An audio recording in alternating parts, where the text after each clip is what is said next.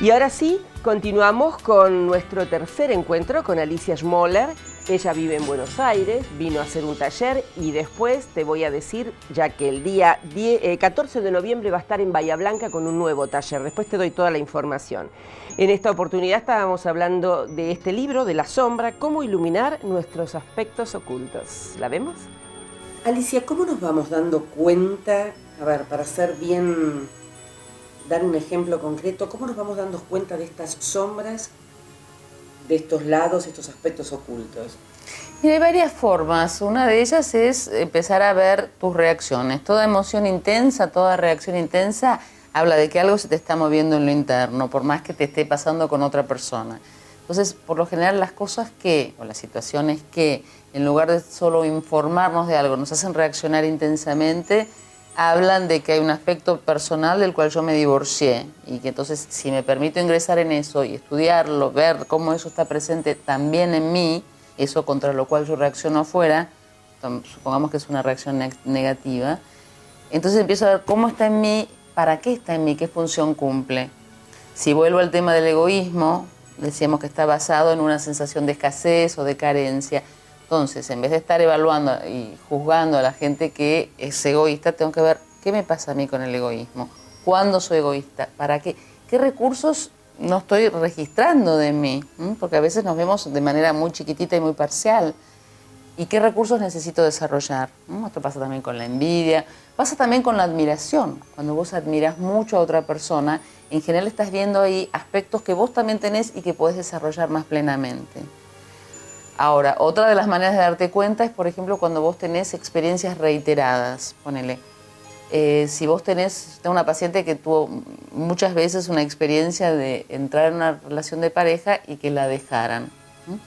Entonces, si vos tenés una tendencia a atraer personas que no están disponibles emocionalmente, bueno, ¿qué te está mostrando esto de vos?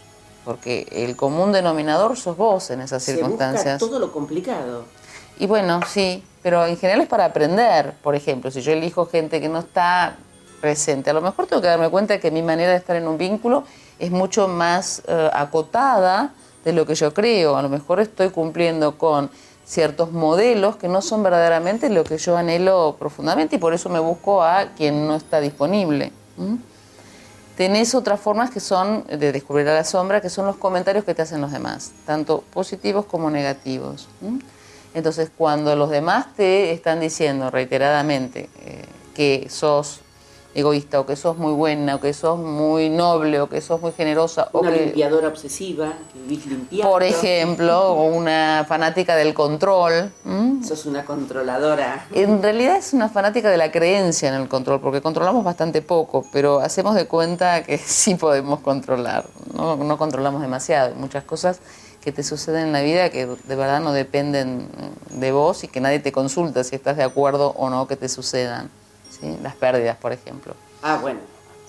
Pero que son experiencias de mucho crecimiento, tanto las pérdidas de personas que se han muerto, que en un punto indica que vos ya estás en condiciones de hacerte cargo de ese rol para con vos misma, ser tu propia mamá, tu propio papá.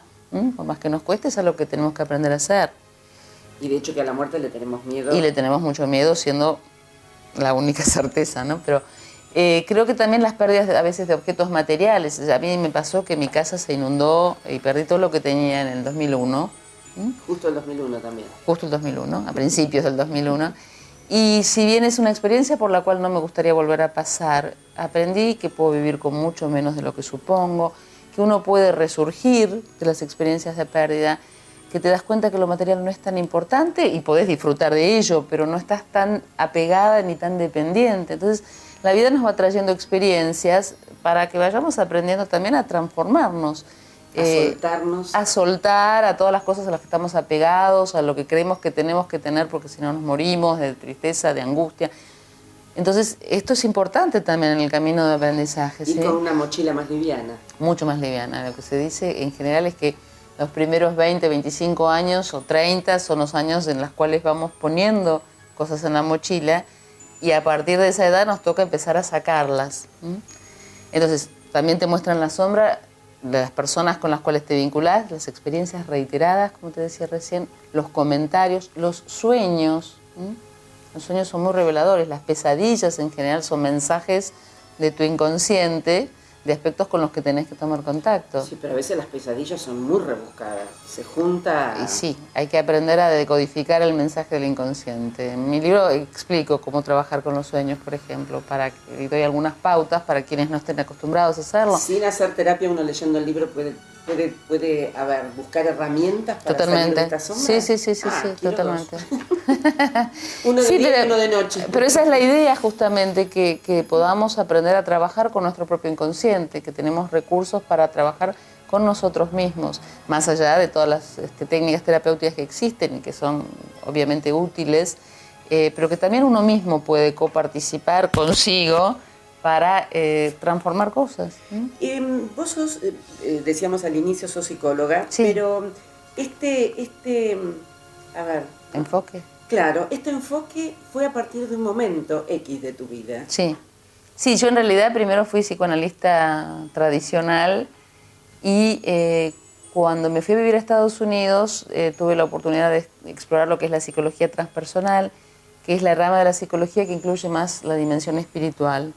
Y ahí realmente todo el pensamiento junguiano, a través de unos cursos que hice, varios de ellos de hecho, con un maestro que en realidad es un señor médico norteamericano que era el niño mimado de la medicina y un buen día sintió y escuchó que su carrera como médico estaba terminada y se dedicó a explorar la espiritualidad.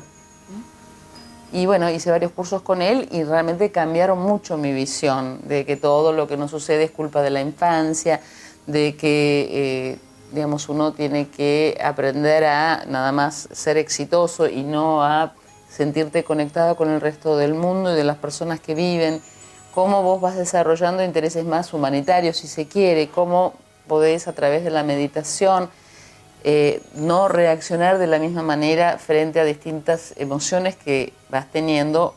Y esto no quiere decir no tener emociones, simplemente significa saber que vos tenés emociones y no que tus emociones te tengan a vos. Y vernos de una manera, como también se dice, holística, ¿no? Integral. Totalmente, sí. Y es realmente tratar de desarrollar compasión para con los demás y con vos misma, desarrollar amor incondicional, que no tiene que ver con ser un felpudo, sino simplemente con ver todos los requisitos, todas las cláusulas que le ponemos al amor y en última instancia cuánto lo buscamos afuera, cuando en realidad está dentro nuestro. Y vos trabajas mucho también con la pareja. Sí. ¿Qué está pasando con las parejas? Siempre hay novedades con las parejas, ¿no? Siempre hay novedades con las parejas. Pero sí. ¿Te parece bien que lo hablemos en un próximo bloque? Me parece perfecto. Porque se va a demandar más que un minuto. Sí, cómo no.